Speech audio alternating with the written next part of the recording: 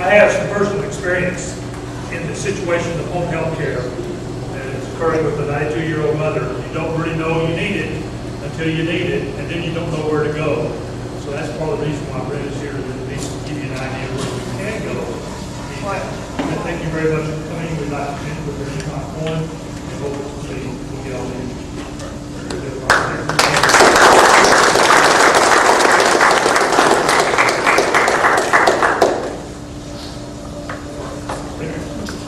Bob Tracy, can you do your presentation in 2 minutes or less? Sir, yes, sir. Okay. Bob Tracy's going to give us some information on AUSA, and I'm going to count you out in 2 minutes. Well, I'm a last-minute add-on, so I don't have a slide presentation or anything. Most of you in this room have probably heard of the Association of the United States Army. Many of you in here are members as well, and for that we appreciate it. The main reason I'm here is I'm new to AUSA, and I'm all fired up, and I just attended training, and there's a lot of reasons why you should join AUSA, but I'm going to key on the ones that I think are most important. There's group discounts for computer rental and car rental. Other organizations give you that too. That's nice, but it's not the primary reason. The primary reason we need to have as many people possible join AUSA is to have a united voice in Congress at the potential erosion of pay and benefits for soldiers and all uniformed service members, but we key on the Army. And you've all heard in the news sequestration and other programs, the liberal agenda in the current administration. And if we don't stand up as a united voice and say, wait a minute, history teaches us this is not the direction we need to take to have a safe and secure country, things are probably going to happen that won't benefit us as a nation and as citizens in the long term. So there are a few brochures left over there that I brought with me, and there's more that you can get on our website, which is shown in that brochure, www.ausa.com. So please get some information about it, consider joining, and there's always people around here that we can talk to get more information. So thank you for your service, and thank you for joining.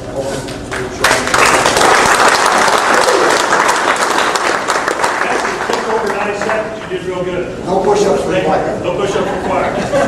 I'll run through these next slides, about 9 slides today.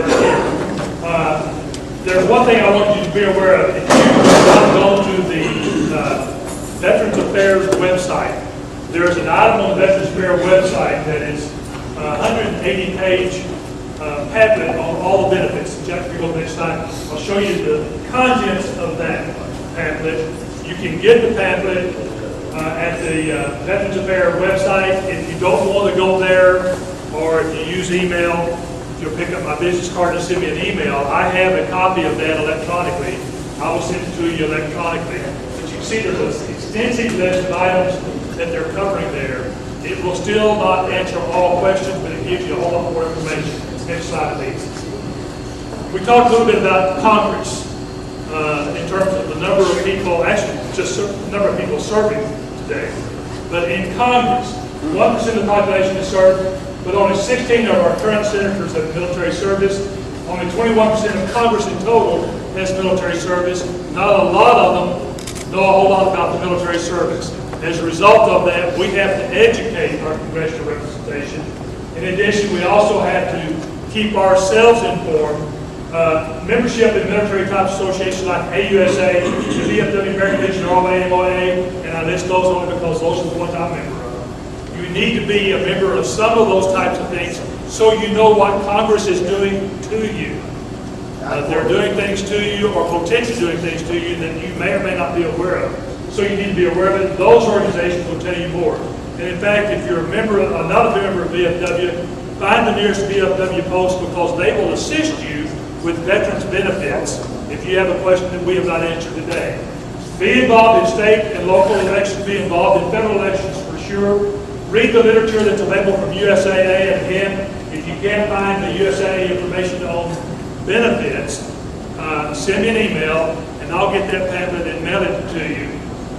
And be sure you at least get all the information that you possibly can, get the answers that you can get, and we'll try our best to keep you informed of what's going on. Stay in touch. Stay in touch with your legislators. They are doing things or planning things or thinking about things that are going to impact you. And if you stay in touch with them, at least you can give them your view of how things are going to be or how things should be itself. I have them bookmarked on my computer. I communicate with them frequently. Sometimes they don't like the idea. Sometimes I get a response. Sometimes the response is in relationship to what I sent to them. But in my case, I'm staying in touch with my legislators to let them know how I feel about things that might be coming up. Vote in every election. Encourage others to vote. Share information with everybody else. Next one. The oldest living veteran gives you this kind of information about being a veteran. His view around the age is live stress-free. I haven't learned to do that yet. Smoke cigars. I will not do that. And whiskey in his coffee. I enjoy that. Those are the things that you might want to consider. You also live longer than he lived. I forgot his age. I think it was 100 times. Does anybody remember seeing it in the ROA magazine? I'm sorry, go to the next slide.